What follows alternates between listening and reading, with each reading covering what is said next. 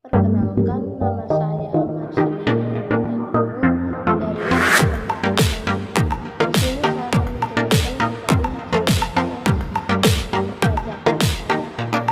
Sebelumnya mari kita lihat soal itu yang sudah dicantumkan. Soal pertama itu kita lihat dan kita simak baik-baik. Saya akan menjawab itu. Nomor pertama, gaji Pak Aryadi senilai 10 juta, iuran pensiun 250 juta. Pak Aryadi kawin dan mempunyai 3 anak. PTKP senilai 4.500.000. Diminta hitung pajak penghasilan pasal 21 terutang. Yang pertama adalah gaji senilai 10 juta dikurangkan dengan biaya jabatan senilai 5% dikali dengan 10 juta. 5% itu merupakan tarif pajak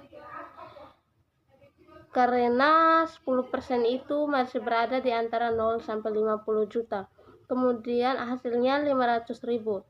Kemudian ada iuran pensiun senilai 250.000. Dijumlahkan hasilnya 750.000. Penghasilan neto sebulan senilai 9.250.000. Itu didapat dari 10 juta dikurangkan dengan 750.000. Kemudian penghasilan neto setahun itu 9.250.000 dikali dengan 12 bulan. Hasilnya 111 juta. PTKP setahun untuk wajib pajak sendiri senilai 54 juta karena dia menikah untuk istri 4.500.000 dan memiliki 3 orang anak 3 juta dikali dengan 4.500.000 hasilnya 13.500.000 dijumlahkan hasilnya 72 juta. PKP setahun senilai 39 juta didapat dari 111 juta dikurangkan dengan 72 juta. PPh pasal 21 terutang itu senilai 5% dikali dengan 39 juta. 5% merupakan tarif pajak dan 39 juta itu juga masih berada di antara 0 sampai 50 juta. Hasilnya 1.950.000. PPh pasal 21 per bulan yaitu 1.950.000 dibagi dengan 12 bulan, hasilnya 162.500. Kemudian soal nomor 2 itu diketahui PT Jaya selalu mengimpor barang dari Jerman dengan faktur 30.000 US dollar.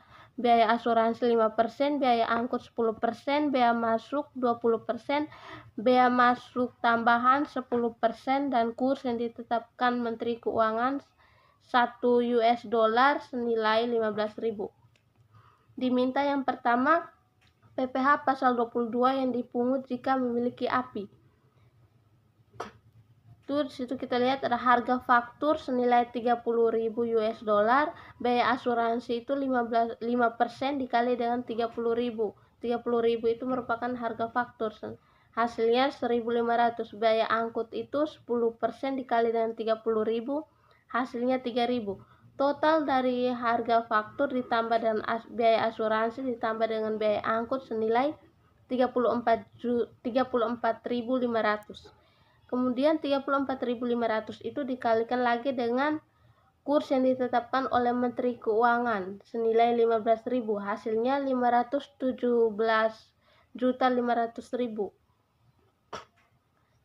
Kemudian biaya masuk itu senilai 20 juta dikali lagi dengan 517.500.000,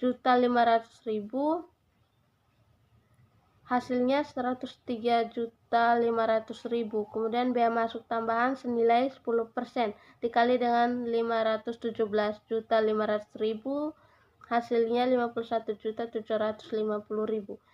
Nilai impor itu senilai 672.750.000 didapat dari penjumlahan kurs yang ditetapkan oleh Menteri Keuangan ditambah dengan biaya masuk ditambah lagi dengan biaya masuk tambahan. Tadi diminta jika memiliki API maka 2,5% dikali dengan nilai impor 2,5% itu merupakan tarif pajak penghasilan pasal 22 yang sudah ditentukan. Sama dengan 2,5% dikali dengan nilai impor itu senilai 672.750.000. Hasil 16.818.750 rupiah. Yang bagian kedua, hitung PPh pasal 22 yang dipungut jika tidak memiliki API.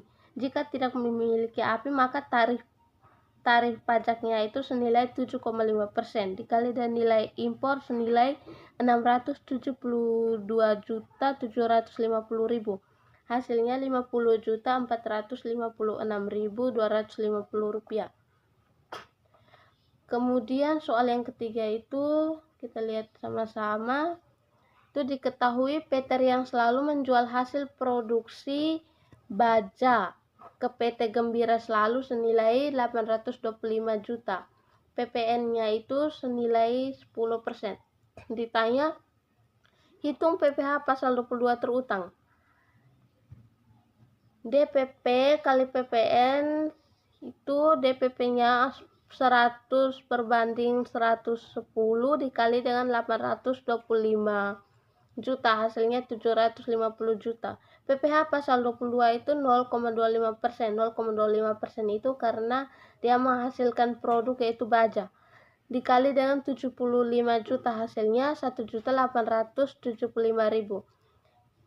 Nomor 4 itu, kita lihat soal itu. Diketahui PT Jaya selalu membayar sewa kendaraan 3 juta kepada Tuan Yadi, memiliki NPWP.